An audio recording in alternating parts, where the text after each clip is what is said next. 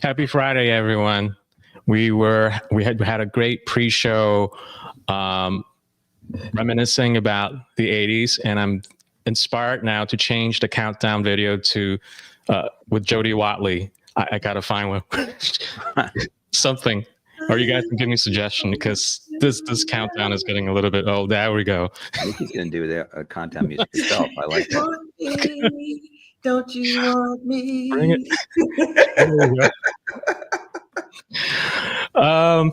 I need that this morning. I'm dragging, guys. I need to inject the coffee right in my veins. Well, music too. So you hear a morning coffee stream. So how's you know everyone what? doing? Just on that note, I've been having to drive a bunch, and I'm a huge fan of the 5-hour energy. Does anybody else ever use the 5-hour energy? No. Is that a drink? It's the little. I drink my coffee and my water, and that's it for me. That always scared me. I don't know. I like coffee. I like tea. But if you haven't tried a 5-hour energy, they're the ones at the gas station. There's a reason why those things are so popular, and there's whatever's in there. There's also a reason why they're at the gas station. Did we just pick up a new sponsor? Because I didn't get the memo, guys. Okay. This is not a sponsorship. All I'm saying is that if you're really dragging, right, and coffee isn't doing what it normally does, those are the little bottles, right? The little and they don't taste terrible, and you can get caffeine free, right? So if you do drink a big thing of coffee and you're like, oh my god, I'm still no bueno. They get the caffeine free one. It's got the same shit in it that Red Bull does, like the Guarana and the Tarana and all this. I've always kind of stayed away from it since I got addicted to those. You know those? Remember they used to have in bodegas? They used to have those yellow jackets. They were like literally like. Isn't that PCP? Pills. No, it was actually amphetamines, but it was ephedra basically. It used to be able to get ephedra over the counter. Yeah, sure. And I would take that, and I would be rolling all night long. Oh yeah. And I would go back to the guy and I was jonesing. And then they cut it off. They banned them because people were making meth out of them. I know. And then so I'm there like shivering and where's my yellow jackets, dude? And to the guy who was like, no more. We have no more. I was like, okay. So that ended my experiment in uppers. But I'm always open to new drugs, Eric. I will definitely try the 5-hour energy. Good to know. I don't know how to merge with the conversation, Nikki. Like it's like pulling up in a gas station. That's what we're talking about, gas station in my beat up Hyundai, and there are these two dudes talking about, trucker speed.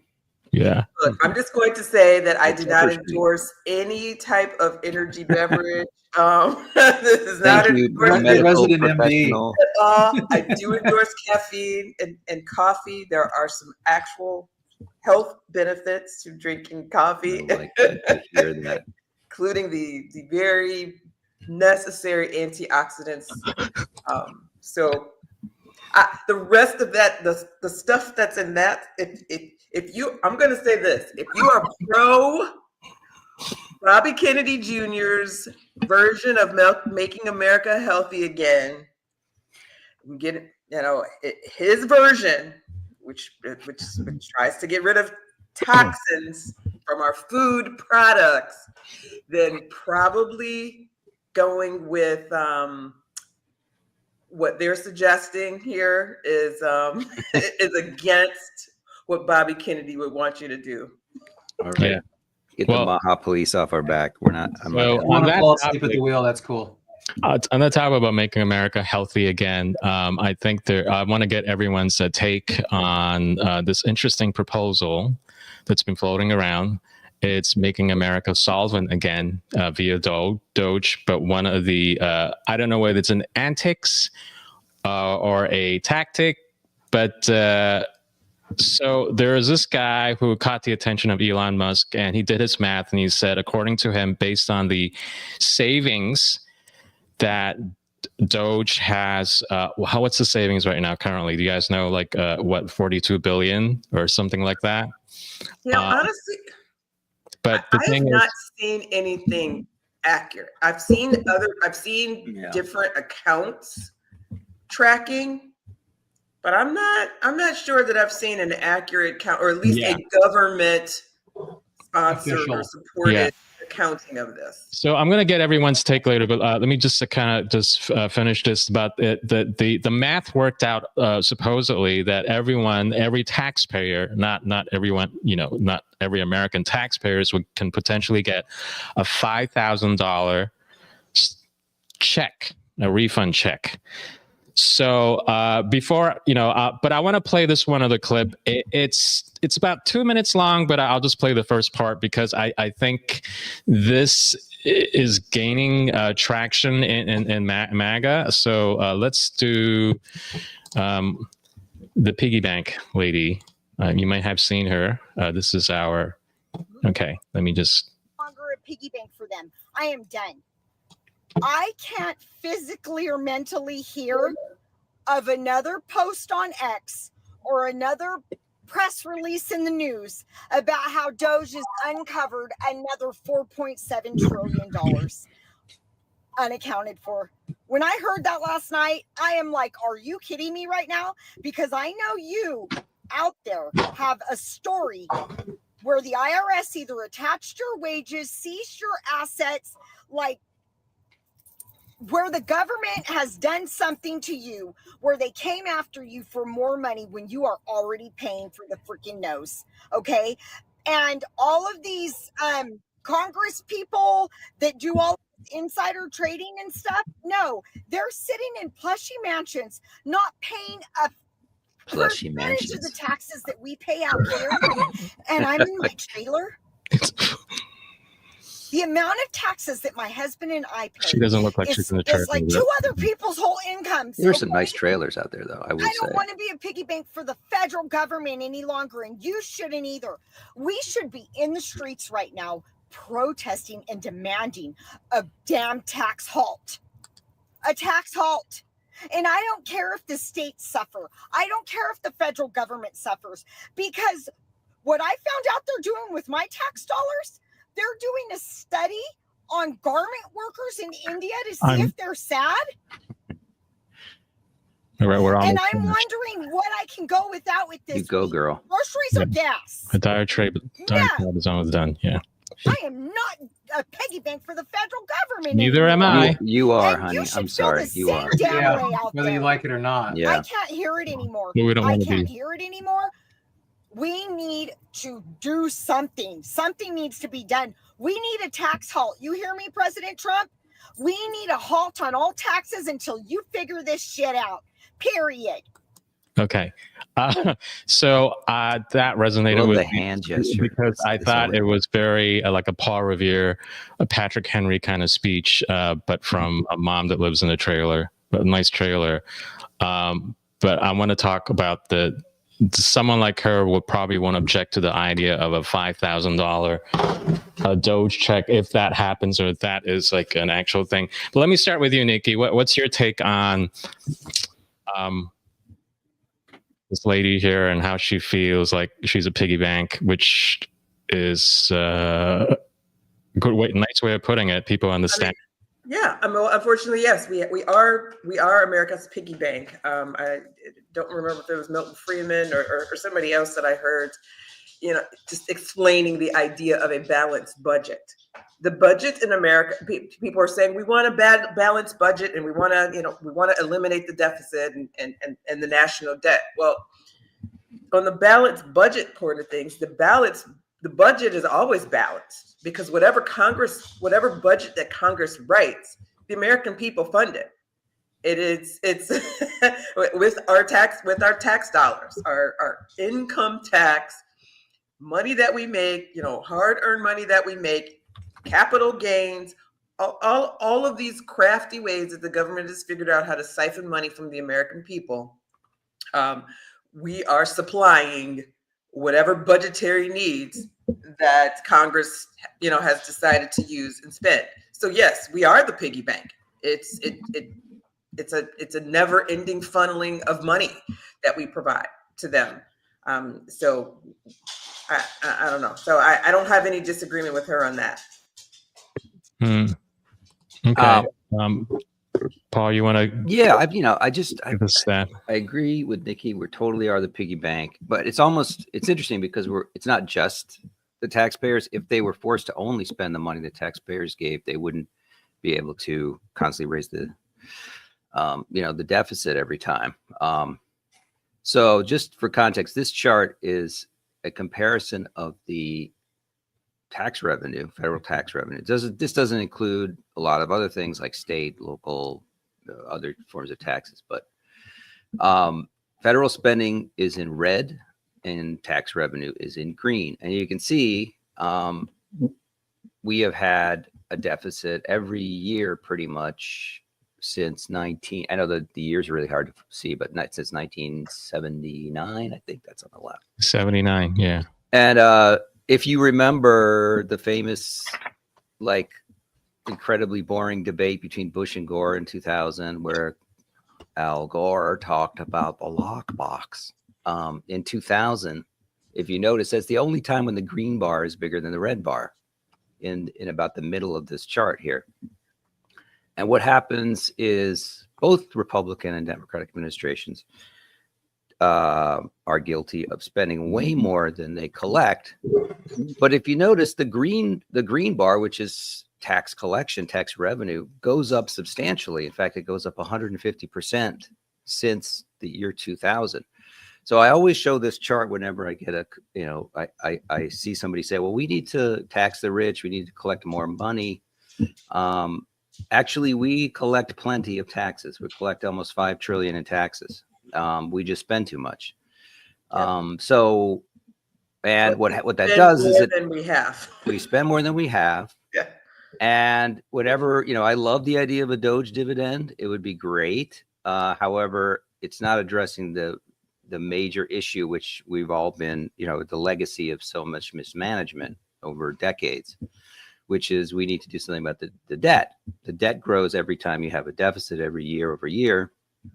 And if you notice, I don't have the debt on here, but it's 36 trillion and growing. So that's the accumulation of all the gap between the red and the green over time, integrated over time, plus interest. So interest is the second or third largest expense in the federal budget every year. It's $1 trillion a year and growing. I think it's pretty much on par with military spending or close to it. And we cannot start this endeavor yet of giving out dividends. When do you get a dividend? You get a dividend when the company is making money. I think you should do the same thing with the government. I think once we balance the budget, then we can start talking about dividends. So that's my take on it. I know I would love like this woman to be able to get a fat check. And I don't blame Americans for wanting it. I just think that it's short-sighted. Yeah, let me counter that. Like I still don't think that it should be depending on whenever we balance the budget, because whatever budget that Congress sets out, whatever they propose, they're going to spend that money, regardless of how much income, revenue is generated through taxes. So I don't think it should be contingent on a balanced budget. I think it should be contingent on us having accountability for where the money actually goes and making sure that the American people are satisfied with where the money is going. And that is a problem. And that they're not spending ahead of what revenue already is. They have to decide this is the cap on revenue that we're going to ask from the American people. So this means this is a cap on the spending that we're going to place. However that needs to be accomplished. I'm not an economist. I'm not even a business person, but to me, it just makes a lot more sense to say, this is how much money you're getting. This is your income. Just like all the rest of us who work, we know how much money we're getting, we're bringing in. Mm-hmm. So that means we know how much money we are able to spend. And that's where it should go. Yeah. Eric, you just sent this chart up. So what's going on here? Well, what's going on is the swamp is swamping, right? Which is this is part of the interesting overlay to me with all this. I agree with everybody violently, but the GOP, there are elements of the GOP that, well, first of all, the entire left, the entire Democrat establishment and party did not get the memo from the election, right? We're watching that, play out on The View and CNN and all these places. They're just losing their damn minds. But it's worth noting that a good portion of the establishment GOP is also, severely tone deaf, did not get the memo. And we can see that by what happened in the Senate yesterday. They're desperately trying to pass their own bill. And it is profligate. It is expensive. It is, way over budget. They are trying, they're trying to give, hundreds of billions more to Ukraine. They're trying, and Daniel Horowitz, I don't know if you guys follow him, but he's really, really good, especially on this stuff. He's really fair. You know what I mean? He's definitely a conservative, but he'll hold the GOP's feet to the fire just like we do. I think that we're the same way here. But we're going to have to do our part here, because all these cuts are not just going to come from Democrat, pet projects, right? It can't, because that's not the way it is, for several reasons, right? So number one, it's all their pet projects, right? You're not going to get enough savings from just the progressive crap, right? There's a ton of DEI stuff. There's a ton of, condoms for Elmo and Tanzania, whatever. There's a ton of that stuff, but there's also a ton of waste from the right. And again, I use loose quotes on the right. These are swamp creatures, and they're paying off their cronies and their donors and their lobbyists, and they don't want to see it go away. And we're seeing, with the Inflation Reduction Act that Biden passed, and I hate calling it that because it was the Green New Deal until they literally just renamed it the Inflation Reduction Act, which added a lot more inflation into the system, by the way.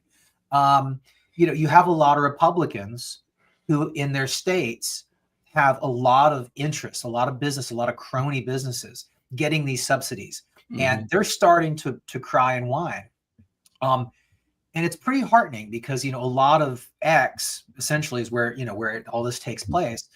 The majority of conservatives and even libertarians and Maha people and everything, they're pushing back on these GOP. And I think that they're in for a rude awakening, because they think that they can do this. They really do think that they're just doing the Democrat stuff. We'll be fine. Don't worry about it, Bob. We got you. And it's like, no, this isn't gonna hold up. So first of all, half the machine, isn't on the program yet, but they're going to be. They really are. They're going to be embarrassed. Trump already, completely destroyed Lindsey Graham yesterday in public. He's never done that before. Lindsey Graham has been a problem for a long time. He's a very squishy, very, sort of weirdly, I don't want to say he's corrupt, but there's a lot of stuff going on with Lindsey Graham behind the scenes. I don't know what the hell's going on, but Trump has never really sort of laid into him like he did yesterday, and he laid into him because of this. So what did he say? Do you remember what he said? Can we it was just a true social post, which is, he was just like, Lindsey Graham needs to step the fuck off. He has to fuck, but you know what I mean? He's, all caps, beware, But just real quick, back to the rebates. It's interesting because I'm usually, I love, taxpayers getting back what they got, but it's heartening that the majority of the response from X was no, please, we don't want the checks, pay off the debt. Right. And it wasn't 100%, but it was probably 90%. Most people were saying, I joked that I want my reparations. I do. No, so here's the reason why at least for now, I'm like, no, take it and pay down the debt. No, there's a couple pieces of that, right? So number one, they really would have to keep it and pay down the debt. You know what I mean? Like there's a certain amount of distrust that I have that they're going to keep it and be like, all right, if you don't want these checks, we'll just put it back on. It's like there's got to be a mechanism to sort of directly, pay off the debt, because that does seem to be what the majority wants. Yeah. Number two, I think that the act of giving people checks after they're firing, hundreds of thousands of federal workers. And look, believe me, I often seem cold-hearted about this, but I'm not, right? Like I'm in favor of the acts. I think that we've gotten to a point in the bureaucracy and the waste and the profligacy where we do need a chainsaw. We do need a DOGE to come in and blow shit up. And what we're seeing is they're firing a shit ton of people, and then the press was trying to give them grief for hiring back some FDA workers, but they didn't really understand what the process was. Their process is simple. They're going to go in and they're going to fire every single person they legally can, right? They're going to clean house. And then if they find that they're missing something, they're going to go back to the pool that they fired and go, okay, that guy or that girl, we'll hire them back to do this job if they'll come, right? We are in a position historically that is so bad. We're so underwater. We're so in debt. There's so much corruption. There's so many trillions going out that I fully support this slash and burn. Like, it just has to be done. You know what I mean? Like we're just way past the point of like surgical, manipulation.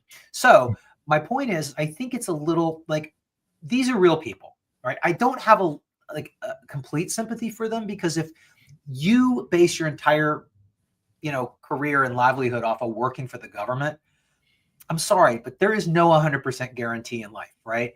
That may be historically a quote unquote safer job than the private sector, but there is no lifetime guarantee to that, especially if you have both workers, both, a mom and dad or both partners in a household working for the federal government. You both get laid off. Why would you put all your eggs in one basket?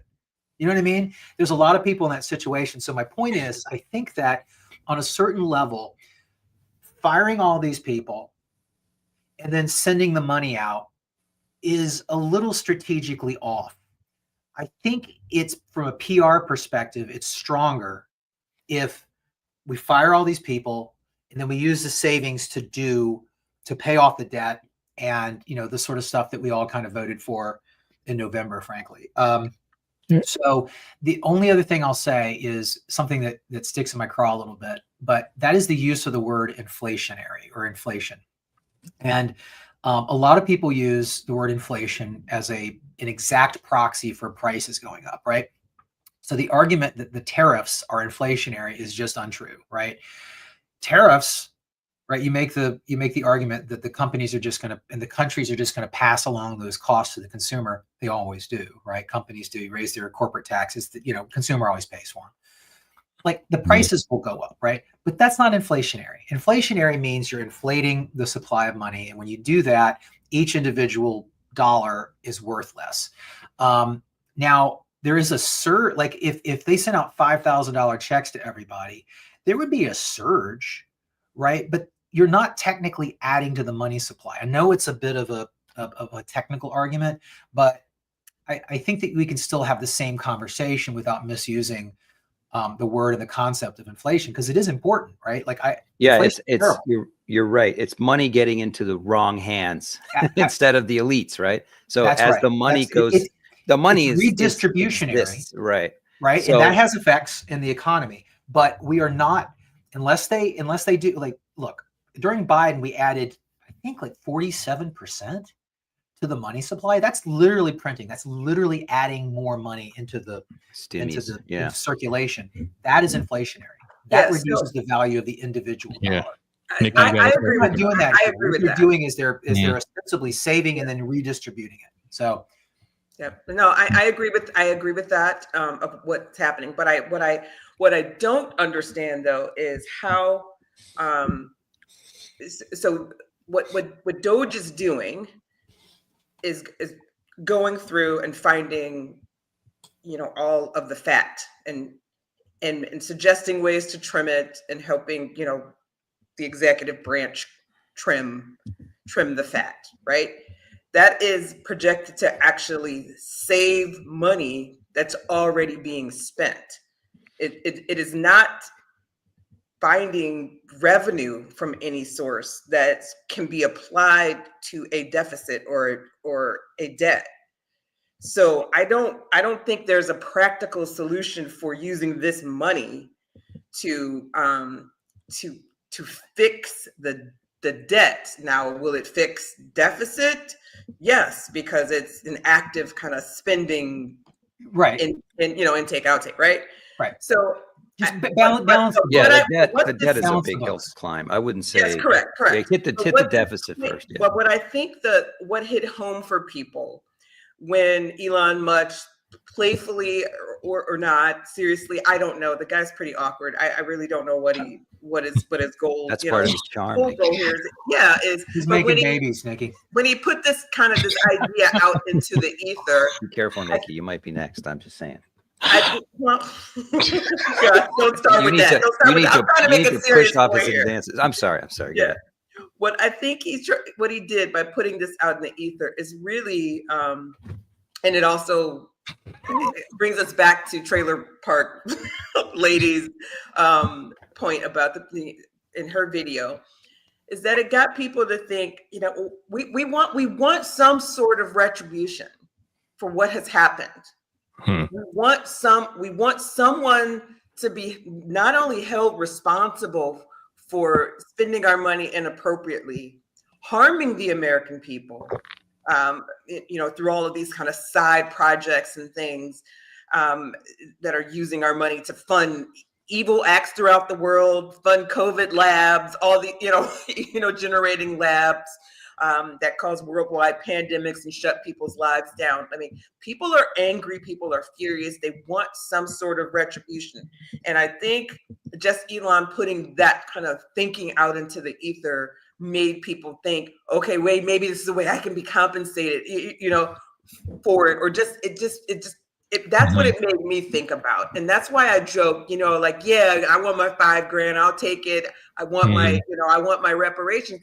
Because I do think, I think that is a sentiment that is shared by most Americans who feel harmed by the government, and what we're finding out with how they're spending our money. So it's brilliant. I think it's brilliant to raise this it. Isn't the answer. I agree, with you logically that it will, be an inflationary act if something like this is done, and it's also kind of, sort of it's like buying votes almost. It's the ethics of it don't sound that great either. But we do need populism. Something. I mean, populism is the name of the game here. It's what Trump's about. It makes people. It gets people's adrenaline going because now the prospect of. You can't actually run around with a pitchfork and a meat cleaver and go after the tyrants directly, right? You can't do that, but you can take the money back, right? And there is perhaps something good about this 5,000 DOGE thing in the sense that what it does is it throws chaos into the system. If you're canceling contracts, then it breaks the idea that somehow government contracts are just these automatic things that are never negotiated, and the businesses are going to be like, well, I get a government contract, are you going to honor it? And it throws all these things into into uncertainty, which is actually good because it breaks the idea of the government as being this sort of I'm a business. I got a fat government contract. I can charge them whatever the hell I want, and no one's going to say boo. Which Trump addressed in I think it was the Hannity interview, where he talked about none of these contracts are ever negotiated. You charge the government 10,000, they're not going to go over that line by line and say, no, we're not going to pay this for this and this for that. There's nobody actually checking. Well, if they don't like you, they will. Right? If they don't like you, sure, but then it's just a matter of who you know and all that stuff. Well, but I think to that point and to Nikki's point, what we have on the screen here is again, something that I think that we need to keep an eye on, right? And when they started this DOGE stuff, they went after USAID first. And by the way, it was funny because I'd heard, years ago, rumblings of USAID being, kind of the secret fund, like where they funneled progressive stuff through. So that wasn't surprising to me.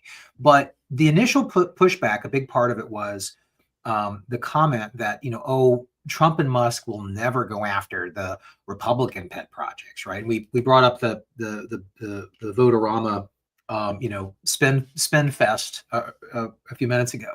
But the other thing that they said, Trump will never go after the military, right? And those of us that support what DOGE is doing say, no, they're going to have to, right? We're not going to be okay with them not, using the same colonoscopy on every. There are no sacred cows. There can't be, right? And this will only work if we all no hold sacred hands. colons.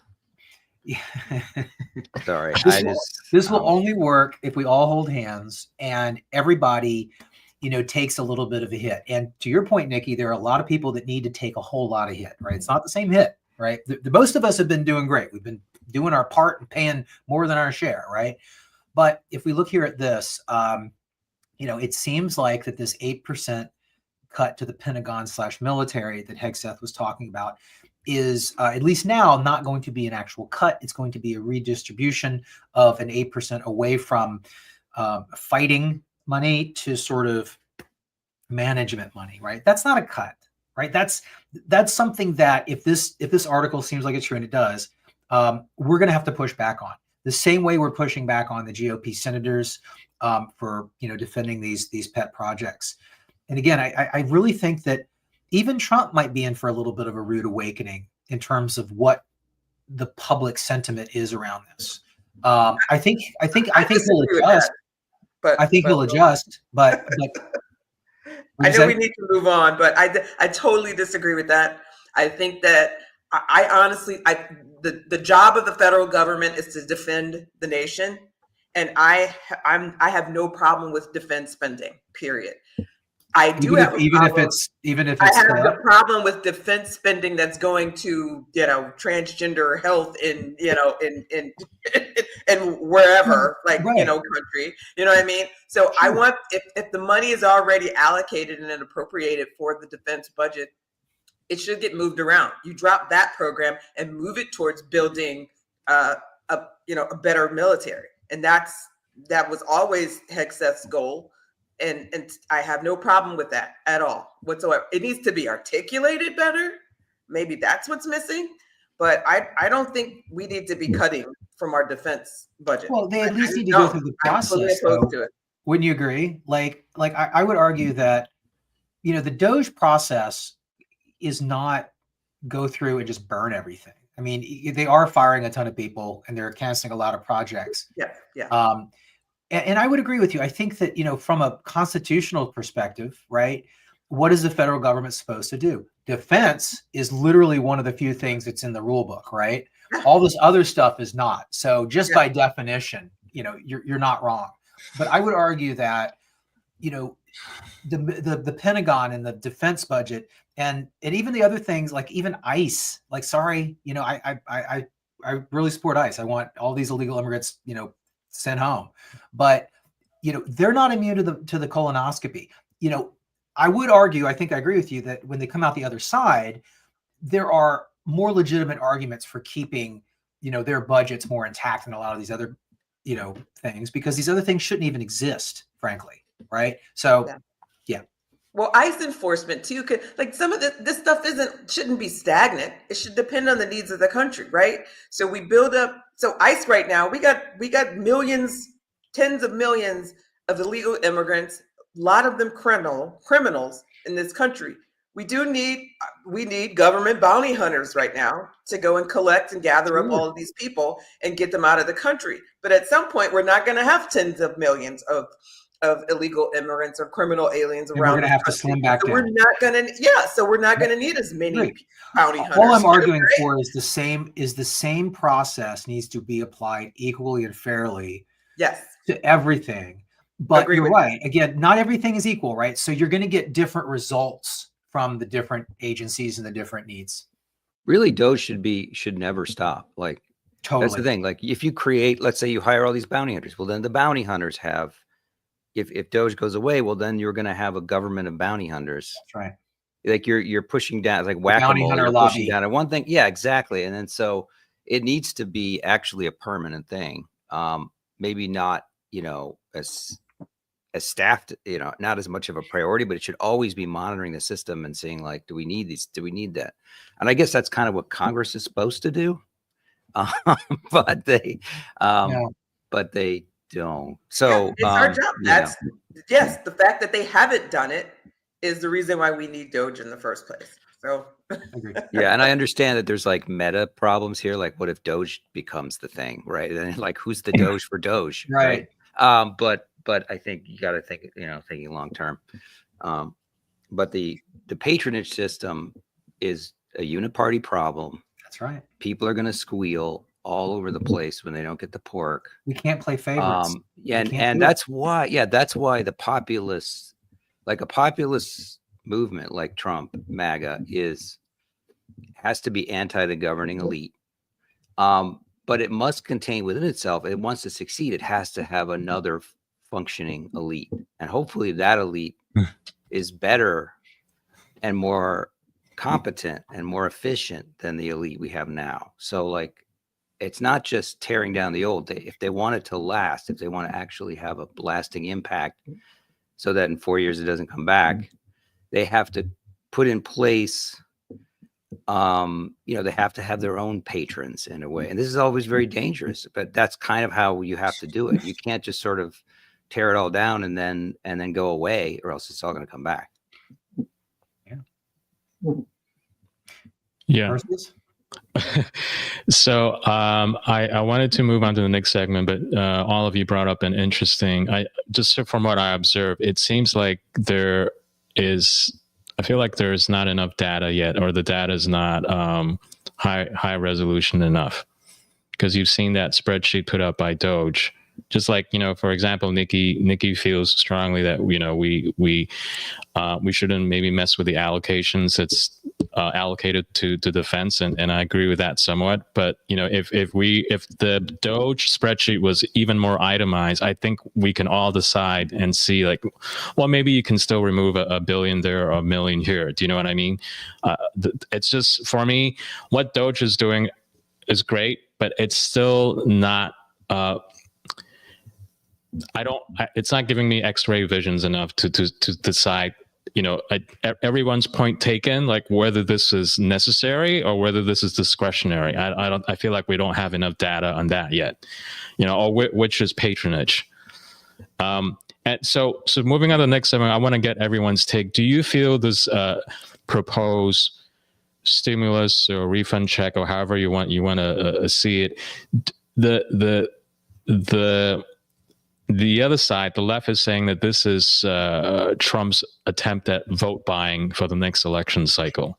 Do all of you feel like this has the appearance of that the stimulus check proposed? I don't think it's going to happen. I don't think they're going to. But if it does, do you? It takes to actually say that, considering the source. But yeah, okay.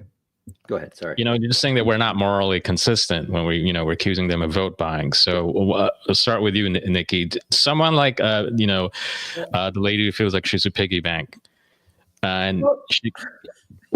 First of all, this wasn't a proposal from anyone.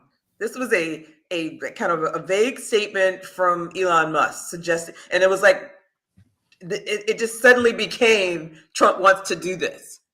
So I don't know where people are getting it from. I want to talk about that too, because there's some thing about Elon Musk showing up a lot in the White House, standing next to Trump, which is a little. I don't think it's good optics in the long run, but yeah, no, and I think he's a terrible spokesman for this administration. I think he just needs to do his job, do his thing, and then let the actual people who are the appointed officials of departments speak.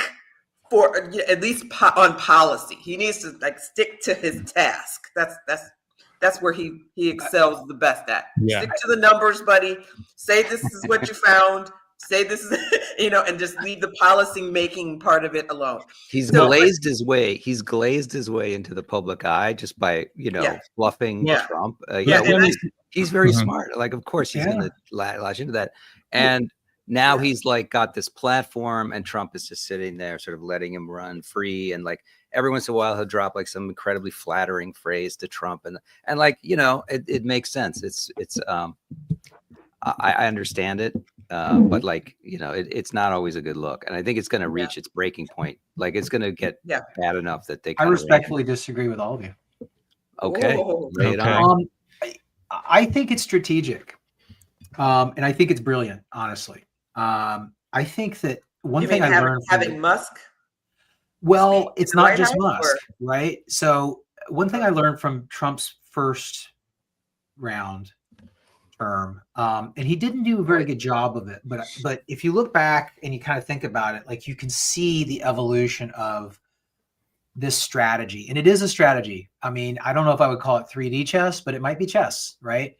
And it's pretty simple in that Trump is putting out these proxies, and he's allowing them to essentially take the outrage arrows. No, I agree. That's actually pretty smart. And I on the basic level, absolutely agree with you, right? Like I think we all have a little bit of a fetish for the West Wing, right? Whether or not we agreed with the politics. But by the way, if you ever watch the West Wing now, those Democrats in the West Wing are like Republicans now. It's like the Overton window has just gone out the window. But anyway, I would love for Trump to again, like not tweet dumb shit. I would love for Elon not to do dumb shit. I would all this stuff. I would love everybody to be just this cool, don't be a jerk, don't be hyperbolic, don't be counterproductive.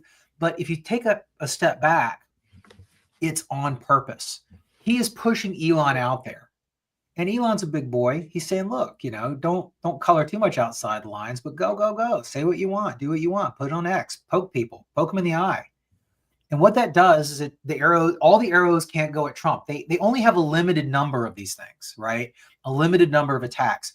Even last night, Trump does it himself sometimes, right? He even distracts from himself. He, was, tweeting at Justin Trudeau about the hockey game and everything. And so the press went over there for a bit, and you got to be like, hey, what is he distracting from? Right. And so Elon, even the good spokespeople are it's just it's a wall of targets. And because in the first term, it was just Trump, right? He took all the arrows. He's got a team now, and they're all MAGA. And it's, again, from Sloppy to like Rubio, right? Like, there's a whole gang, and they're doing everything all at once. And so my point is it's on purpose, and bravo. It reminds me, there's like in video games, there's like mech. There was a mech video game where you had these robots that would fight each other, and one of the weapons was caltrops. Do you know what caltrops are? Yes. Yeah. So like you're spitting these like spiked things out your back end, and then they're distracting the radar of all the things chasing you. So Elon, I agree with you. Elon is a big fat absorber of It's better off for Trump that the press gets Elon derangement syndrome, or Patel derangement syndrome, or Gabber derangement syndrome, and so all of these, or Bobby derangement syndrome. So all of these people, it's like a force multiplier of these caltrops, which are just sucking up, and the media just has no idea where to focus its rage, or the left has no idea, and it's sort of like everything all at once. And that's smart. I agree. I don't know how intentional it is, but it is having the effect that you're describing. Yeah, well, I mean, so I think it's necessary to have someone speaking for DOGE, and obviously, yes, I do think that's necessary, but I just don't think he's great at it. Maybe that's what I want to say. But back to Perseus's question, though, is should this be considered a bribe for votes or whatever? Look, I don't want the government using this as a method for either getting votes to or towards a particular party, or creating this idea that it's supposed to stimulate the economy. I was opposed to doing this during COVID. Believe it or not, I was opposed to sending out these stimulus checks. Me too. My preference is, if you're going to give the American people something, you give us tax breaks. You give us a year or two without having to pay an income tax, whatever, or more. Obviously, I would love it. The libertarian in me would love to not have to pay any kind of income taxes in this country. But that is the way you get get in people's hearts. Like, and so or say, look, we discovered that we are overspending $55 billion. We just cut these programs because that is actually the official number that's estimated on the DOGE.gov website. Then find a way to, based on the income tax bracket, to save people that money, to say, look, then this is tax money that we overspent on your behalf. Yeah. This make it come in the form of a refund and do it in a way that's strategic, or say this is how much you're not going to have to pay in taxes next year. Totally. Well, and real quick, Nikki, onto that point, so Trump is trying desperately to pass his big, beautiful bill, right? They're talking about how much can they, theoretically shove into reconciliation. And he's trying to make his tax, look, were his tax cuts from his first term perfect? No, but they were good. They were really good. There was some stuff in there that wasn't great. The fact that the Office of Management and Budget and the way Congress scores these things, they actually treat tax revenue as like income. Like it's kind of unhelpful how they score these things. You have to have offsets and pay and pay fors, right? That's what they call them. And so your point is a really good one, but I think it brings us back to the rebate, right? So in order to get Trump's true tax reform through, and I totally agree with you, I did not like those stimulus checks from COVID, even though I understood the libertarian argument about the takings clause, right? It's constitutionally illegal it's unconstitutional for the government to take your business or take your property without giving you, just compensation. And so that was a lot of people's arguments for the COVID checks. I got it, but I agreed with you. It's like, that's not the way to do it. Give us relief, give us reform. And my point is that these $5,000 rebate checks, unfortunately, will score against Trump's attempts at, making permanent his tax cuts and actually making them better. And there's several other things that are affecting this too. I rant against the SALT kickback a lot too, because that's the same thing. That's an offset. That is, they consider that income, right? And they only really, you can kind of do anything, but they only score well tax cuts that are quote unquote paid for. So to a certain degree, Trump is going to have to play this game, even though, it's kind of a silly, stupid game. They should just cut everything. But to your point, that's what we need. We need real tax and regulatory cuts. It needs to go down. He's even talking about abolishing the IRS. That's radical, but holy shit, man, I welcome it. It is such a corrupt enterprise. Property taxes are a big problem. We're just taxed every single way. Everywhere we go, everything we do, we're taxed to death, and we don't even have a VAT, right? And they're even, the progressives have always been talking about adding a VAT into this. It's like, it just needs to stop, all of it. Yeah. So Paul, what's your take? Is this vote buying or setting this up for the next election cycle? I think it's actually good. Like, I think, everything is vote buying in one form or another, right? That's how you're either buying with the promise of something, or you're buying with cold hard cash, or you could say, COVID stimulus checks were in some way, vote buying. But I would say this is what you're saying. I think like in the longer view. So what I was saying earlier about a populist movement needs to have its own patronage system embryonically within it, so that when it takes over, it has this engine of mutual aid or mutual self-interest that actually rolls beyond the various figures in it. So what you're seeing with this DOGE dividend, or whatever you want to call it, is sort of like the beginnings of this MAGA patronage idea, where like these are the people that Trump loves. These are like this, the lady in the video that we saw is the voice of an entire movement, really. And when you start talking about direct payments to people, a better patronage system is going to disintermediate the old. It's going to disrupt it. The old one is sclerotic. It's literally a leech on society. It's rent seeking on all this money. Productive money is being sucked out of the system and given to, fat cats within the government, right? So then, And the Democrats like to represent that as a populist thing, like we're fighting for you and all this other crap when they're really not. But this sort of new embryonic patronage system, they're going to have to, you could talk about, we're going to cut regulations and stimulate the economy. That is a form of patronage, right? Because like you're living in a better economy, you're gonna have better job offers, your wages are gonna go up. Like that's kind of the promise. Just real quick, who does that benefit? Yeah. It benefits people who work. Yes. Right? Yeah. There is a certain percentage of the population, Mitt Romney was not wrong, that literally do not contribute, right? Their net sucks on the tax. Yeah. So this is just a glimmer, and it's scattershot, and it looks rinky-dink in a way. Like, okay, you're just gonna have this guy run around and make promises.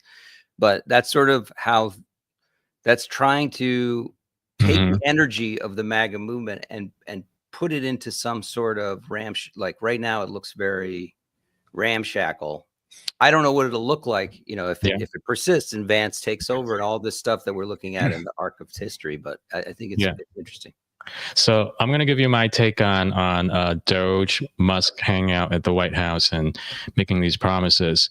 I think people forget that Musk is not a political. He is a CEO of a company. So his timeline of getting things executed and done is very different than our legislative process. So for me, when he goes to Mr. T and tells him, hey, here's a tactic that we could use, whether it's patronage or whatever, or whether it's coming from the right place, give everyone a 5K dividend or refund or whatever you want to call it, and it would help sustain the interest in MAGA, the energy in MAGA. Now, you could do that if you're a CEO of a privately held company, right? Things can happen like that in the next quarter in Q4. But guys, correct me if I'm wrong. DOGE doesn't have any legislative power or executive power. Am I correct? The guys that actually write the check, what? They do. They do. But, the technical explanation for it is apparently Obama, with Congress officially created something very similar to this. Yeah. And all they did was they just rebranded it a little bit and just slotted them in. It is literally an executive branch hiring outsourcing function.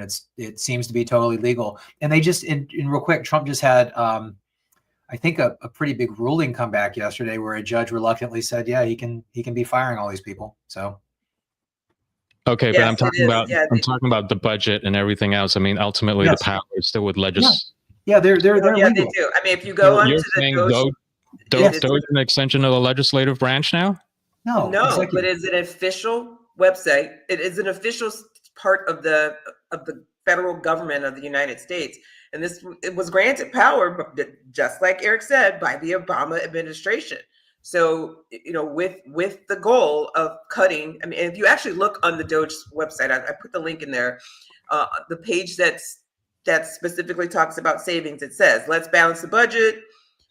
DOGE's total estimated savings are $55 billion, which is a combination of fraud detection /deletion, contract/lease cancellations, contract/lease renegotiations, asset sales, grant cancellations, workforce reductions, programmatic changes, and regulatory savings. So this is stuff that's within their purview. Now they're going through a lot of these bigger, branches of the executive branch, and they're going through it with Trump appointees and making these decisions.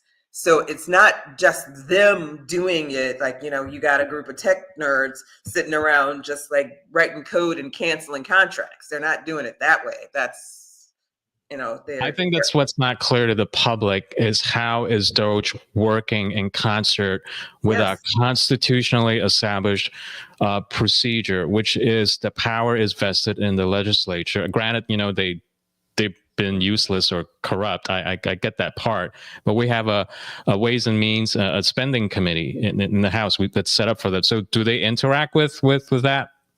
Well, so U.S. Digital Services was the thing that Obama created to fix Obamacare because the website didn't work. So he basically got this thing created, I think, through Congress, which was renamed to DOGE. So it has all of these statutory powers to do stuff that People don't know Obama that. created. That's interesting. Yeah. Okay. It's just renamed, and it's a brilliant idea. It's basically Obama created a backdoor into all these different agencies. Yeah. Yeah. And, you know, I don't know if this is Elon's idea or Trump, but it's like, we're going to rename it DOGE. Yeah, So- and that's you're making my point, Perseus. Yeah, Elon Musk has not been a great spokesman for how this is effectively happening. That's what I'm saying. Like, there's nobody in this administration is sitting down and doing long form interviews and explaining exactly how DOGE is functioning. So now you've got the left leading the argument, leading the conversation, basically saying that DOGE is going willy nilly and they're doing all this stuff without, you know, without congressional oversight or without any type of legal means to do it. They're losing. They're losing in the battle of public opinion because they haven't been able to articulate how they're doing things. That is my problem with Elon Musk. I agree with that. That's a good point, Nikki, because I think I'm pretty much in the know. I did not know what you guys just mentioned, that this was effectively essentially a mechanism that would start in the Obama years, and all they have to say is just that. But you know, back to this thing about what's that? They do. I listen to CNN like way too much. I try not to watch, Fox News a lot. For the last 3 weeks, administration officials have been on, the few opponents they allow on to sort of, give the other side. They've said it a lot, what we're talking about. I think that what we're reacting to is the fact that Elon is autistic. Right. He's not the best spokesman. He's but in a way, kind of doesn't need to be. I mean, I think I think you're right. Like, people don't, I mean, it would be nice to have someone sit down and explain everything. But the thing is, he can immediately be like, the Fort Knox thing is a great example of this, right? Love so it. like, he's going to do a live transparency is its own Fort Knox. promise of patronage that people, people are like, you mean I get to see the gold? Like, I know it's kind of idiocracy, but it's actually the way it's going to work. We're going to take a camera and we're going to, go into Fort Knox that, no one has actually seen the gold for 50 years or whatever. I mean, Mitch McConnell saw some of it. But we're going to take you on a journey, the American people, to see this 4,500 metric tons of gold that are supposedly there. And like, all of a sudden people are like, what do you mean I get to see the gold? And people aren't being like, well, do they have the statutory authority to do these things? And, these are pre-social media, things that Paul, people worry going about. Back to Nikki's point, that's exactly, because I'm the dumbest member on this panel. I really am. So if Eric says, but they've been on CNN talking, but if Perseus doesn't know what Nikki just said and what you guys said, then it's, it doesn't register. Well, how would you prefer it be communicated to you? Where are Americans getting their? Trump said it. Elon said it. Where are Americans getting their information, though? They're getting their information mostly from social media. And I just tweeted this morning a long form interview that Catherine Herridge did with Marco Rubio. He talked about everything under the sun. I mean, like, it was incredible. Not only is he a great spokesman, he was able to articulate answers to questions that a lot of Americans have in a long form interview.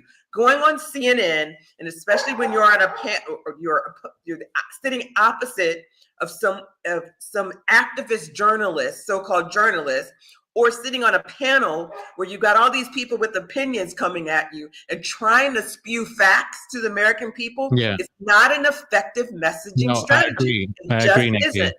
No, I agree. So, Eric, to your point, I mean, if we took a survey now of, like, say, 1,000 people sample, and if they understood what you just said and what Nikki said, I guarantee you it's going to be more than 60% who's just learning that DOGE was really a mechanism that was kind of created by the Obama years, so that there shouldn't be a non-event. But I didn't know that. So but I don't know how you handle that, guys. Like, but that's what I mean. We shouldn't be like, Perseus didn't get it, or therefore they're fighting it in the courts, though, and they're winning.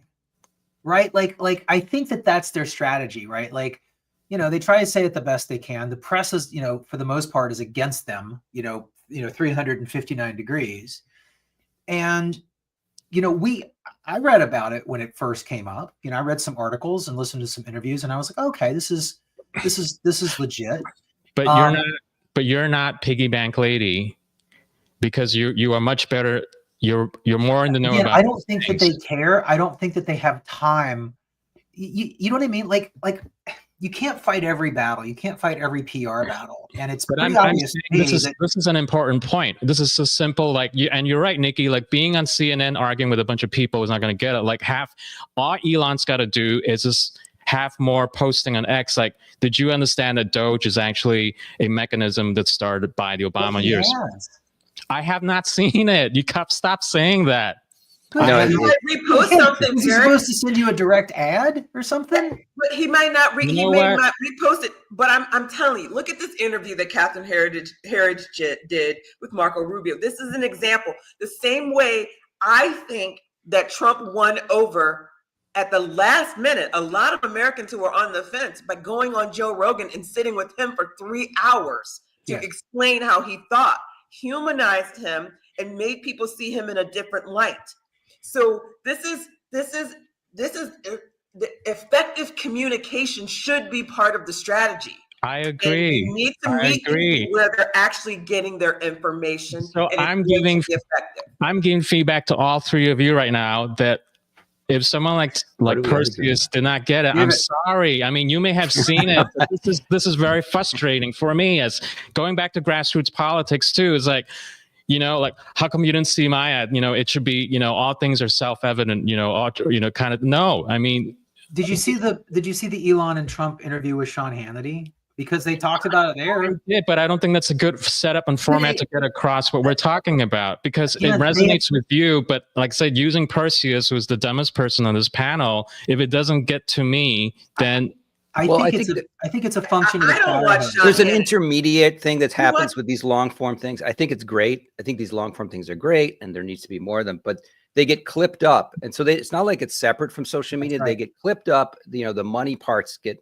spread out over. So people like, I may not see the interview, but I see that 2-minute clip and I'm like, I'm not getting a comprehensive view of everything, but I'm, you know, my feed is picking up the things that actually matter to me. So I think it does filter it into, you know, the more superficial platforms, but I just want to say that. Look at this. So this is why I put this in here. So Catherine Herridge, an excellent investigative journalist, who's now an independent journalist. She's awesome. The way she did this interview and the way she posted it, she time-stamped the important topics. Like YouTube. That's the way to do it. And this is the way to do it. Like, if you and she actually specifically asked Rubio why this administration is selecting independent journalists to go and sit down with, and it's for this very reason. Right. And so this is what they need to be doing. But did she ask about what you're asking about, which is... She did. You know, she actually asked about this very thing, about why are you, and she thanked them for selecting independent journalists to get their messaging across. She did ask about this. No, and did she ask at the 40-minute mark. Did she ask about the legitimacy of DOGE? She did not ask about the legitimacy of DOGE because it wasn't directly, related to her interview with him. Would that have satisfied? She did ask him if he was working with DOGE and how, and how that's, look at the 7-minute, 45-minute mark, DOGE at the State Department. She asked him specifically how they're working with DOGE. Yeah, because he's Secretary of State, so he's going to get very foreign already policy. Been in their mind. It's been publicly, sort of hashed through.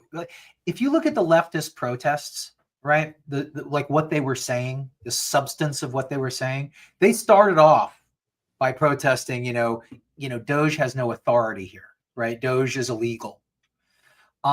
And honestly, I'm kind of surprised that the rulings have gone this way, because I think a lot of these judges are very politicized.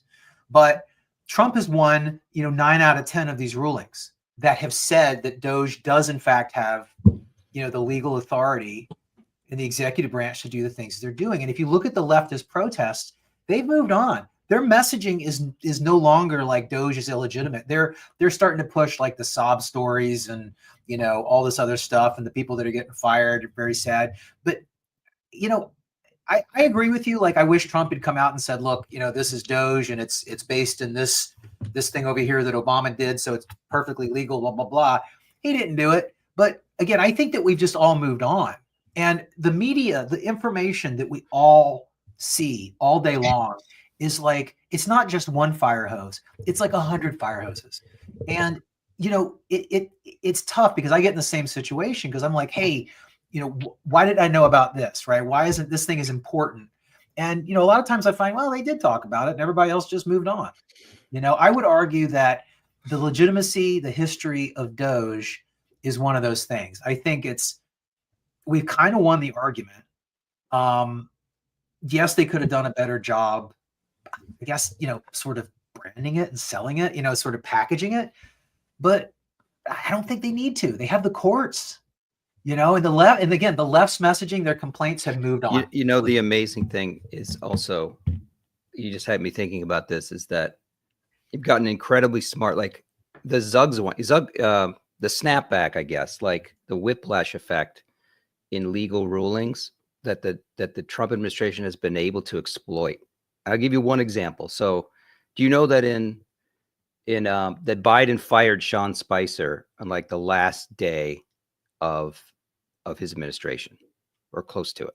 Okay. So Sean Spicer was going to be fired. Sean Spicer and Russ Vought were supposed to have like 3-year terms for the Naval Academy.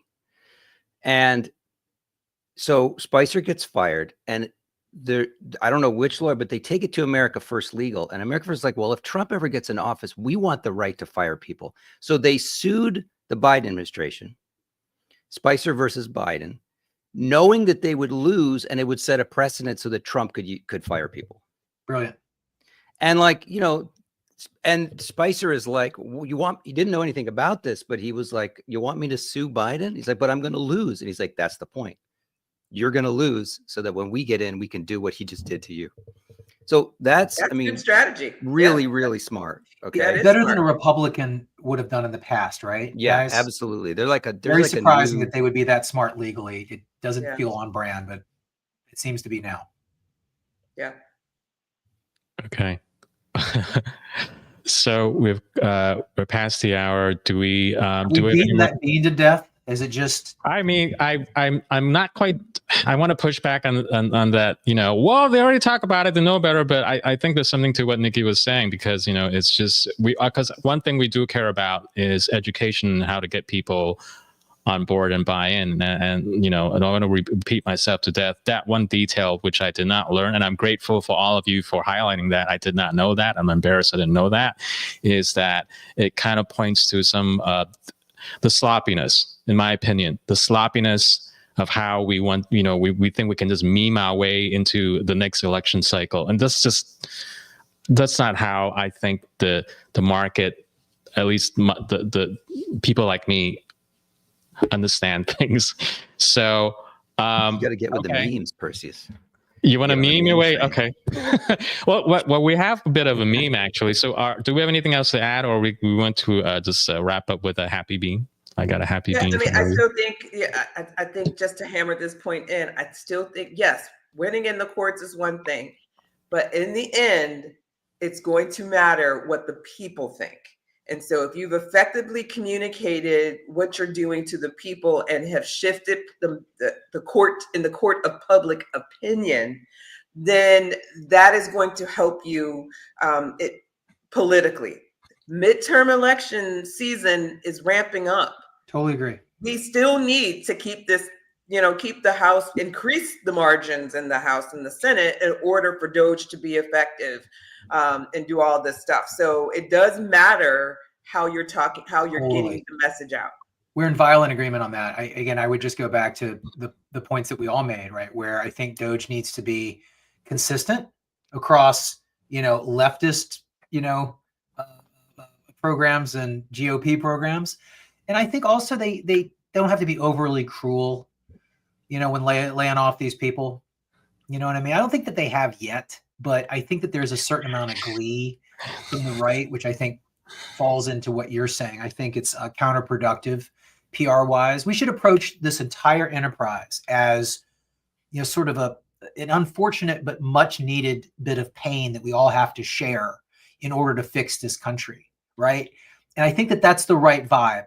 And everything that we're saying, I think, is on like I think per usual. I think we're all agreeing. We just got nuanceical differences. I just made up that word. Okay, so I'm going to try to land the plane now. I'm going to try to land the plane now without flipping it upside down. You know the thing in Toronto. Oh no, let's not get into that. Yeah, before we do that, I want to give a shout out. I just got this. I guess we have our first interaction. Gabrielle, who is joining us from someone's commenting. Gabs, what's up?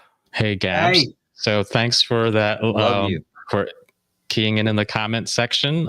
Hopefully we'll see more of that in the future. Okay, let's take a breath. We're going to land this plane, and I have a happy bean for you. Could be sad too, depending on how you look at it, but let's pull it up. Give me a second here. Oh, well, okay. So, sorry. You guys might have seen this already, because I know you guys are, you live on X as much as I do. So, okay, here we go. Let me see here.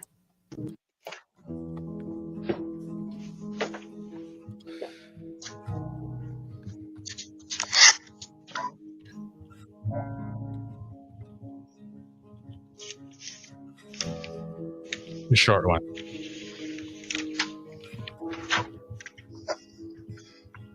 Hi. I'm Doug across the street over here, right? I live over in that house there. Okay. And there's an invite to a party on February 15th. Okay. But I didn't want to leave it in the mailbox because when you read it. This little invitation that literally looks like he used like some sort of like pen to then like make copies of these and give them out to all of our neighbors. And it says, a celebration of winter, February 15th, 4 p.m. until the cops arrive. Until the cops arrive, he's literally 85. It says food and drinks will be there. Only bring a smile, RSVP to his email, and he gave his phone number. Love, Doug.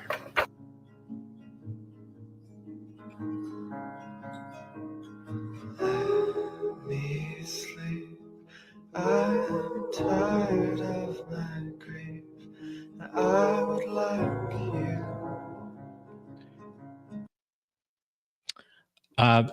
Wait, is that it? Okay. So, man, I hope I'm people going. came. I'm going to Doug's winter. Oh, shit, it was last week, but yeah, the story is a 85-year-old neighbor walking cane comes up to the lady's door, and from what I gather, he is a widower and he's alone, but I guess rather than sit home and commiserate about his loneliness, he decides to organize a winter party for the neighborhood, and he goes door to door and hands out these handwritten invites to everyone. And I don't know, that just got to me, and I'm just I just want everyone to know, when I'm 85 and you hear a ringing the doorbell, that would be me. Please come to my winter party, and I'll do the same. So that I'll come to your party, Perseus. super cute. Yeah, I'll come. Oh my gosh. Well, I'll I'll come. be there.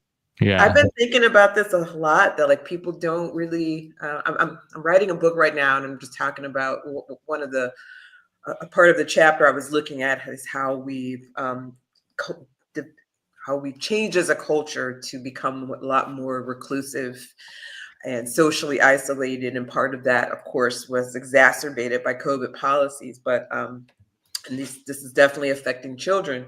But it got me to thinking about this too. We don't really know. I know some of my neighbors in my new neighborhood, but we don't have dinner parties. We don't socialize nearly as much as we used to. And this is just such a simple, easy gesture to get to know your neighbors, overcome your own loneliness like this. And so sweet. But I do want to point out the part that made me laugh was when she said on the invitation that is handwritten invitation. It looks like he used some sort of pen or something. He used this strange Like technology foreign called a object. pen. Yeah, Yeah, either voodoo or some sort of writing implement. he We have actually no used a idea pen. what it Wow. could be. Well, That was funny. where party till the cop shows up. Oh, that's That so cute. would not expect that from an 85-year-old, but I thought was like, it's just it's very touching, and Yeah. That's so cute. Well, yeah.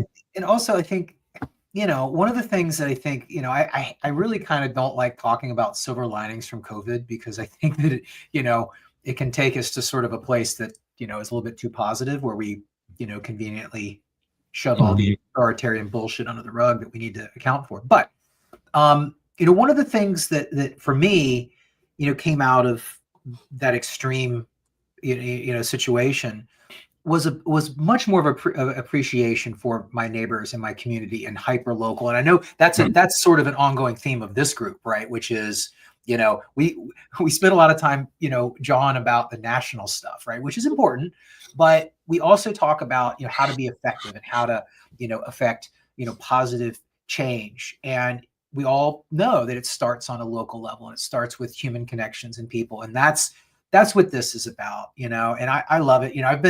I live in a great little neighborhood, went to a Super Bowl party, and it was so much fun. Again, 10 years ago, everybody went to a Super Bowl party. It's not as common anymore. And our Super Bowl party was full of Kamala voters and MAGA people, and we didn't care, because everybody was, hanging out, eating nachos, drinking a beer or whatever, and laughing and having fun, right? And that's where it's at, and that's where this guy's at. And I love Doug. Yeah. You guys brought up a good point too, because the really downside with politics in America today is that it can be it's very isolating, politically and socially isolating. And this is a nice version of the story but there are other sad versions where the 85-year-old happens to have an American flag or a MAGA flag, and he goes around and sends out a winter party invite, and they say, no, we're not coming to your party because, yeah, exactly. So, on that note, sorry, it was supposed to be a happy beans. It still is. Yeah, you ruined the happy bean, man. I can add a little bit of something. I mean, Baxter doesn't like what you just said. Just saying. I would just say that everyone is more isolated, yeah, but it actually creates a weird kind of opportunity if you have, if you're not like me and you actually have some charisma. You can, like, if you have a kid, I was telling the kids this, like, yeah, everybody's more isolated, but it creates this tremendous potential because people are starved for, non-weird interactions, human interactions. And if you can just be normal and friendly and open with your neighbor, you can ramp up the popularity index very quickly, because people will naturally, we still have that hard-coded thing that like gravitates toward like real positive interactions in the real world. So like people are addicted to their phones, but they don't want to be. And you can bring people out of that. If you are just a friendly, normal person that actually is curious about other people and does the basics of, what people like, the types of interactions that people like. So that's a tremendous opportunity for kids too, like high schoolers, everybody that's isolated by phones and all that. So, yeah. That's you're right. Thank you for pointing out the other aspect of the story that I enjoy, because there is an opportunity to teach the next generation the value of a person-to-person interaction. So that and I'm very grateful to Eric for having introduced Nikki and Paul to me. And I've had the honor of meeting Paul in person. So Nikki, you're up next. If you're ever in New York, you're welcome to my place. So with that, thank you for making episode 28. Hope you enjoyed it as much as I did. And I'll see you in the next one. Yeah. Go invite your neighbors to a party. Yes, winter party. Yeah.